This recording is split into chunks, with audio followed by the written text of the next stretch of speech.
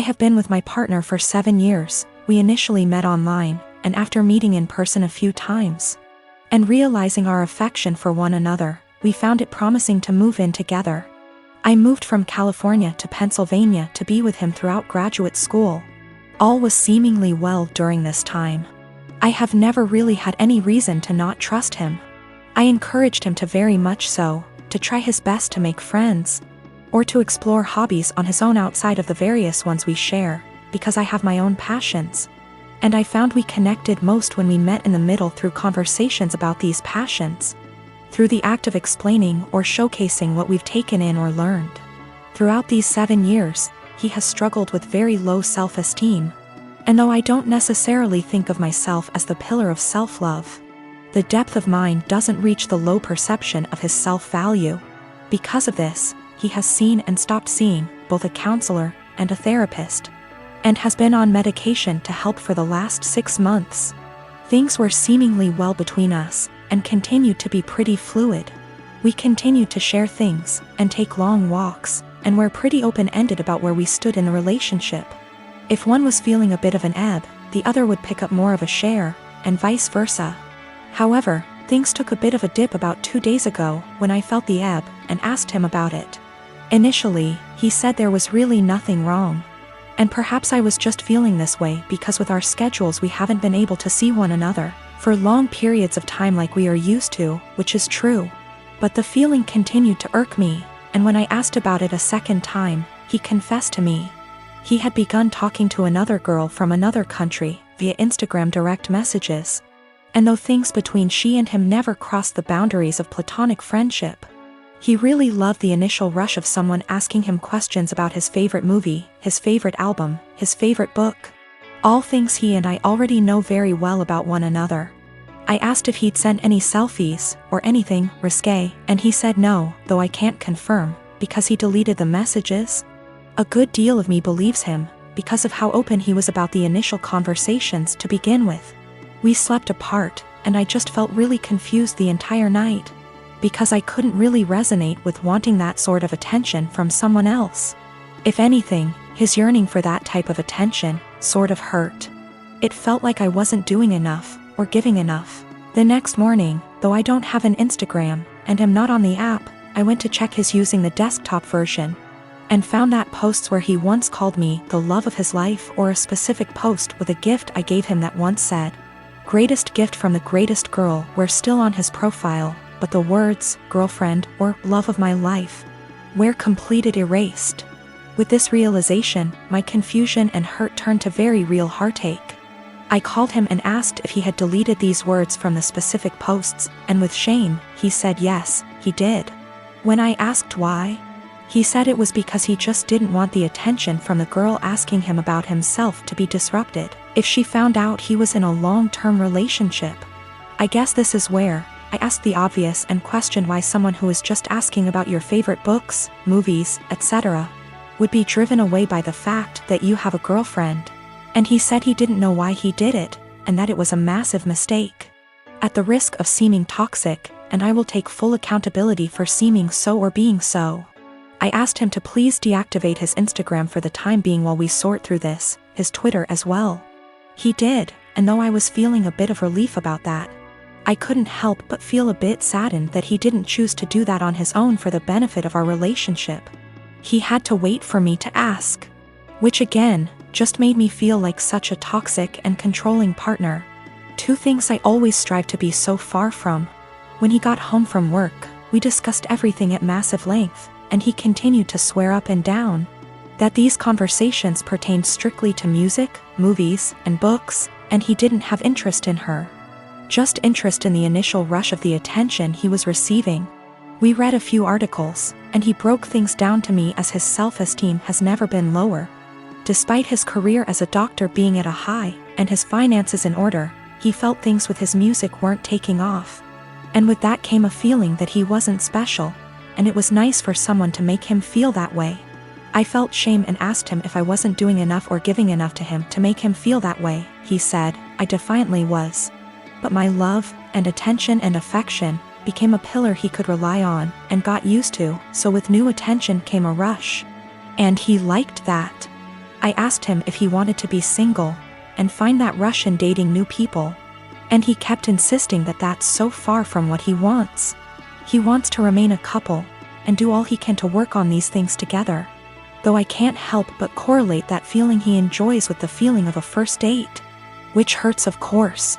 I told him I didn't really see how we could move past this because there was nothing much for me to make an attempt to work on moving forward. This seems to be a self-stemming problem that I emphasize with, but just don't want to be on the receiving end of the counter effects.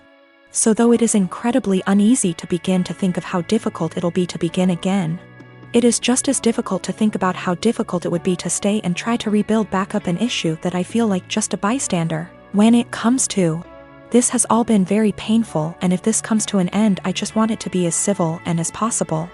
He deserves to love himself, but not at the expense of the love we have between us. I deserve love that is stable and comforting, and not laced with newfound paranoia. Despite this all, my heart is still very much in this, of course, and he has been very vocal about how it was just one mistake. Nothing happened, we can work through this, etc. And I secretly keep hoping he will make a step, any step really, to showcase these words and implement action, seek a new therapist. Find the two of us a relationship counselor, buy a book on self-help or on how couple conquer affairs, anything at all. Without me having to be the one to ask him. I just want him to have that yearning that he continues to say he has, but instead of saying it, I was him to show me. That makes me irrational or just plain dumb. I believe to be in a state where I can handle either answer. Or something completely different just the same. Do all think I'm blowing something completely out of proportion? Given how this was an exchange of conversation between him and another girl for just a few days. And his erasure of me on his profile was only for about 2 days?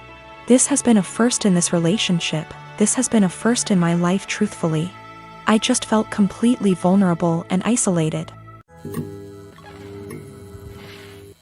I am a 35 years old female, just got engaged to my fiancé 37 male Sam.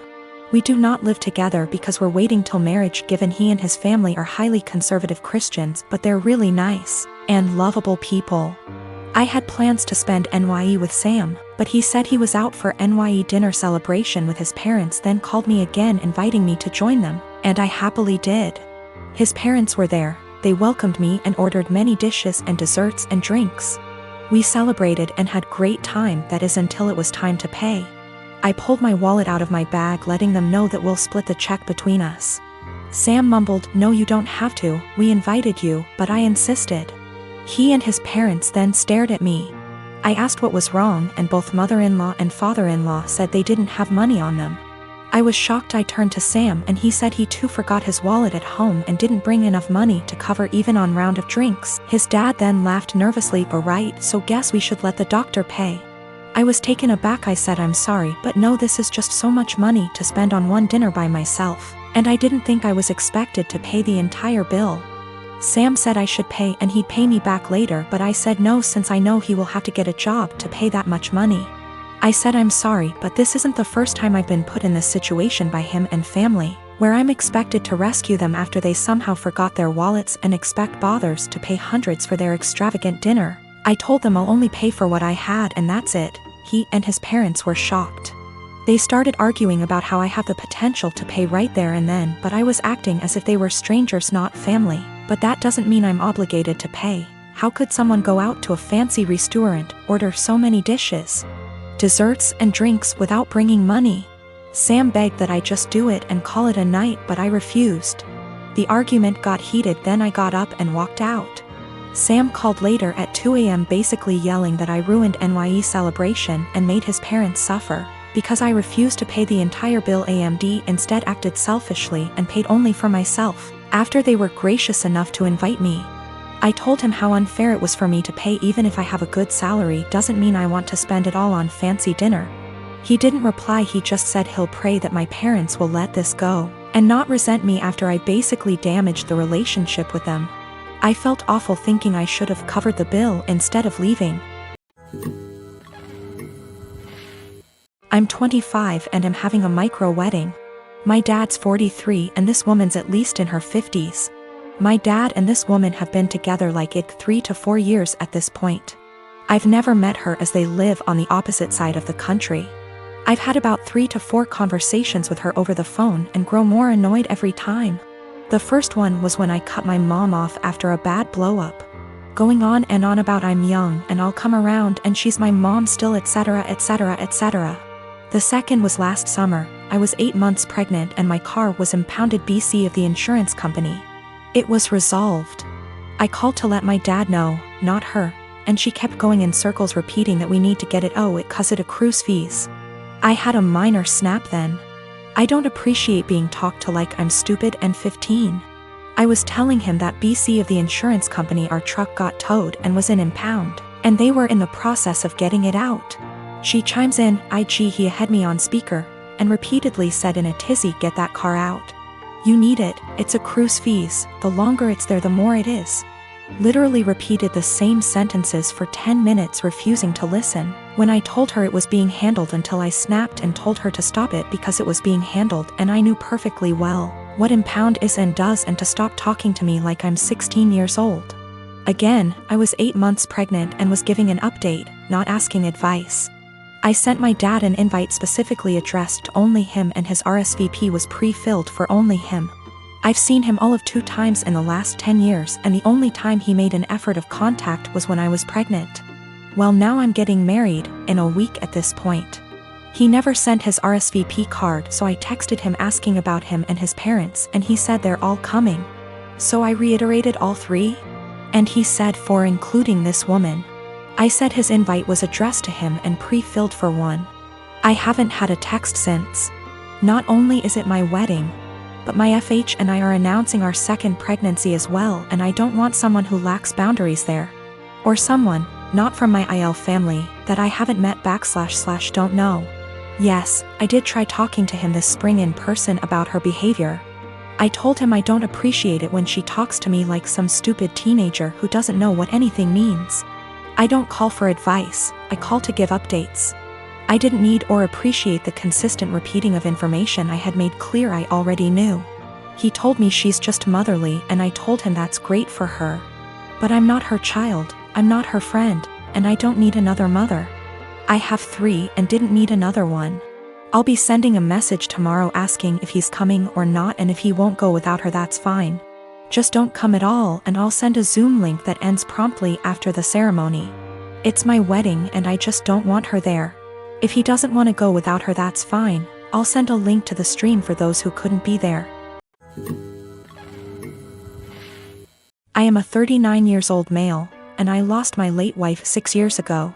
I have a 16-year-old son, Daniel, and I recently got engaged to my fiancé of 2 years. Her mom and I aren't on good terms because of how she behaves. She's a controlling, self-centered, Dolly Parton wannabe. I learned to ignore, but she's been annoying Daniel and criticizing his personality regularly. He's a private kid and still hasn't gotten used to the new family dynamic, but he's in therapy and is doing fine. She keeps diagnosing him left and right, calling him antisocial, autistic and other crap. Fact is, Daniel is a shy, well-mannered kid, but people confuse that with being antisocial. Mother-in-law tried several times to force Daniel to open up by embarrassing him with personal questions on family dinners and test his personality type. I've realized the effect her behavior had on Daniel, so I gave him the choice to no longer be in the same room / house as mother-in-law, and he appreciated this a lot. Mother-in-law didn't like that Daniel kept his distance and no longer visits and kept ing about how spoiled he will become for her daughter to deal with. I told her to stop bringing it up, but she cried, I'm just doing this for Danny. Last week she visited unexpectedly, wanting to say hi to Daniel. After Daniel greeted her, he went into the bathroom and she went into the living room with my fiancé. I was in my bedroom when Daniel came and said his journal was gone. We looked for it but didn't find it. I asked my fiancé, who was alone in the kitchen, but didn't see it. I paused for a second to ask where mother-in-law was. My fiancé said in the living room, but I saw her coming down the stairs. I asked where she was. She said the bathroom. I saw her purse in hand, so I bluntly asked if she took Daniel's journal. She looked offended and called for my fiancé when I insisted to see inside her purse. She wanted to leave, but I didn't let her. Fiancé told me to stop it, but I insisted, and the journal was there. Mother-in-law tried to explain this was her only chance to get to know Daniel better because she cares about him. I blew up at her and berated her for stealing from my son and told her she's banned from my house for the stunt she pulled. She argued with me, then left. My fiancé apologized for her but said banning her from the house was over the top. It backlashed and father-in-law argued and hoped his daughter realizes how I am and call off the wedding for refusing to apologize to Mil. Fiancé said her family won't come to the wedding till I reconcile with her mom and cancel the ban, but I won't let my son be disrespected in his own house and asked my fiancé to understand. I'm refusing to reconcile but am aware this could ruin my relationship with all my in-laws, not just mother-in-law, and my fiancé thinks I'm selfish to cause drama.